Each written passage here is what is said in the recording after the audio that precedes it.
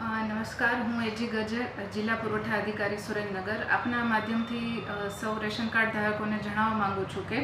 સરકારશ્રીના વિવિધ વિભાગો તથા પોર્ટલ પરથી ઉપલબ્ધ થયેલ ડેટાના આધારે હાલ અત્રેના જિલ્લામાં રાષ્ટ્રીય અન્ન સલામતી કાયદા હેઠળ લાભ મેળવતા લાભાર્થીઓ છે એમનું NFSAની સ્થાયી સૂચનાઓ, એના ઠરાવની સ્થાયી સૂચનાઓ, જોગવાઈઓના આધારે તથા અલગ અલગ માપદંડો જેમ કે 6 થી 12 મહિનાથી સાયલન્ટ રેશન કાર્ડ ધારકો, 12 મહિના કરતાં વધુ સાયલન્ટ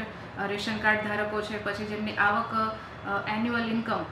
એન્યુઅલ વાર્ષિક આવક છે 6 લાખ કરતાં વધુ છે, પછી જેમનું વાર્ષિક ટર્નઓવર છે એ 25 લાખ કરતાં વધુ છે, વગેરે જેવા વિવિધ માપદંડોના આધારે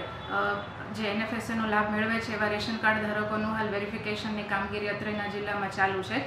આવા તમામ રેશન કાર્ડ ધારકો છે એમને મામલતદાર ઓફિસ મારફત નોટિસની વજવણી કરી અને ત્યારબાદ એમની વેરિફિકેશનની કામગીરી જે છે એ હાલ કરવામાં આવે છે.